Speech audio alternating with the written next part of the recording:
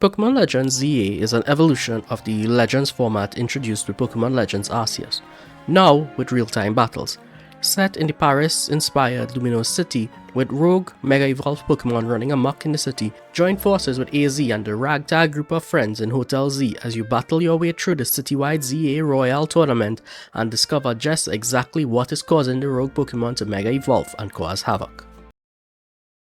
Welcome to Void Zero. It is I, Void. Pokemon Legends ZA is a lot better than what it looks like.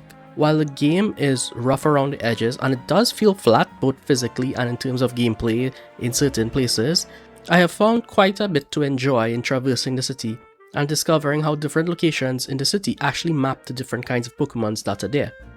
There is quite a lot of nook and crannies that you can get lost or stuck in, and I regularly found myself running around and exploring quite a bit.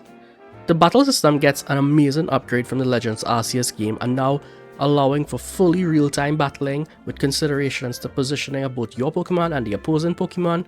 There's quite a bit going on in regards to the positioning, as you can move your Pokemon freely around so that your enemies' attacks may miss, or you may use an area effect move which will cause multiple Pokemon to be hit at the same time.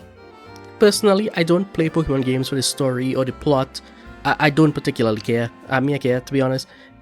I know that it's a bit sacrilegious for Pokemon fans, but for me, the allure of Pokemon has always been the core gameplay loop. I did go into Legends ZA with a bit more of an open mind regarding the story, as both the fans and Game Freak themselves made it seem like this game would be somewhat continue some story threads from older games, but I do have some issues with the way the game handles its story and dialogue.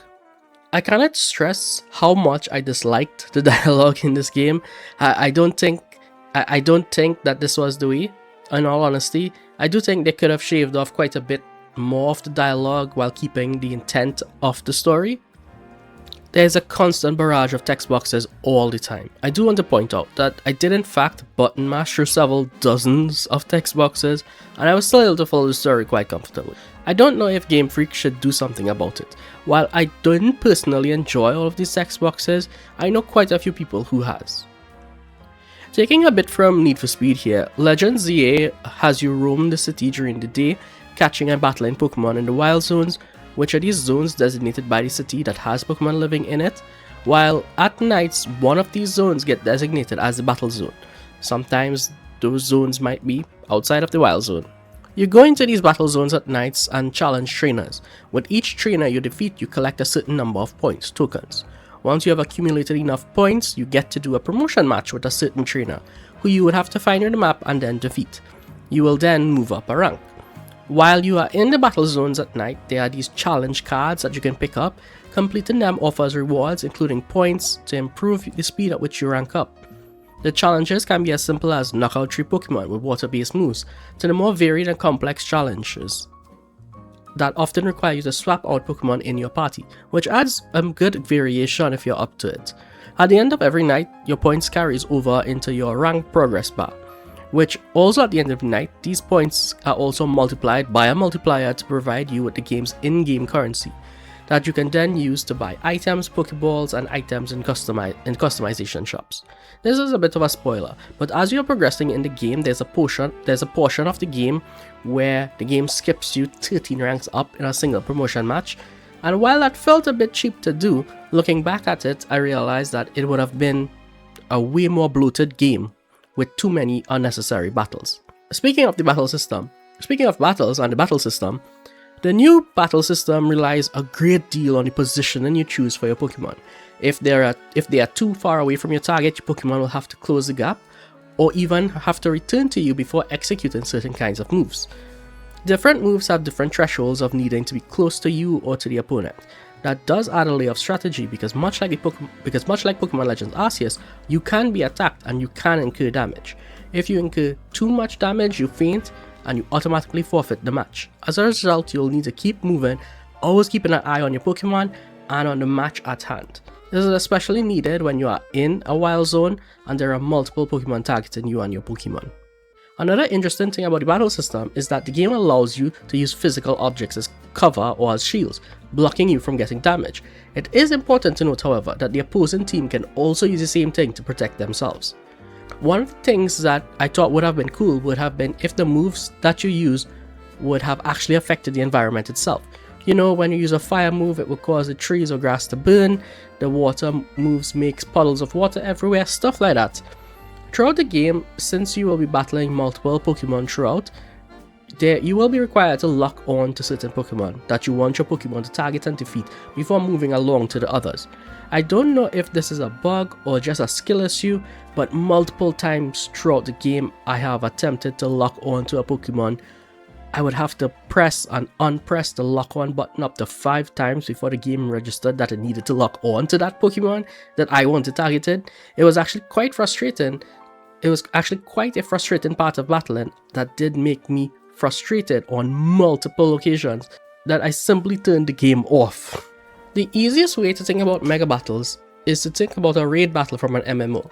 You basically team up with your Pokemon or with one of your friends you meet along the way, and you are transported into a completely sectioned off map where the Mega Evolved Pokemon is using indicators, choreographing its attacks, and giving you a chance to respond. Obviously, as the match goes on, this gets progressively harder to do, and more moves being dished out at you while you struggle to keep your head above water. It was honestly an interesting way to handle these.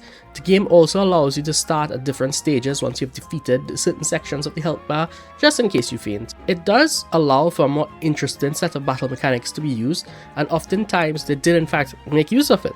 I know there were several times where I really had to work in order to get this done. The game also offers you side missions as part of the main game, and just as something you can do after.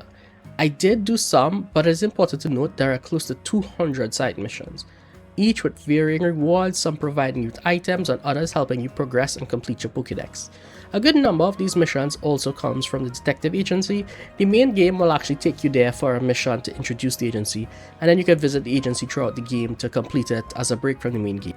Side missions usually appear from random NPCs. A surprisingly bigger part of the game was the customizations on offer. There are so many shops around Lumiose City that provides you with new haircuts, new colors for outfits, or new outfits entirely, different styles of hats, backpacks, shoes, shorts, sunglasses, and everything else. Not only that, but many of the customizations are offered to you as rewards for doing side missions. I did do several extra side missions for the sole purpose of getting rewards like this. While I did have my issues with the side missions, I do think the customizations that are available are genuinely pretty impressive Pokemon, and I do hope going forward that we get more customizations. It would have been nice if there were some more generic customizations for the Pokemon as well. Now, as for the Mega Dimensions DLC, which is $30 extra, I didn't purchase it, and I didn't play it. While I am aware a huge portion of the replayability of the game is in this section, after my almost God knows how much hours of gameplay throughout the base game, I personally was not excited to go back in, even though, in all honesty, it looks quite interesting. And believe it or not, there is in fact multiplayer and online rank system in this game, where you battle through the same Z-A ranks every season, while claiming rewards in an almost battle pass-like way. I cannot say that I bothered to play it, but I do believe for fans of the game who are really itching to eke every drop of gameplay out of this game, the multiplayer portion is a fun way to do it. That is, in fact, baked into the base game. Despite the many issues that persons online may have with Game Freak, myself included, and Nintendo, the fact that remains is that there are good bones here. While I cannot recommend it for just any and anybody, see Pokemon Pokopia for that, Legends Z-A is a clear evolution of the Legends franchise, and there's a lot of good to experience here. If you play Pokemon or enjoy Pokemon in any way, Legends Z-A will actually be quite a wonderful time. Quirks and bugs alike. The void called and you answered.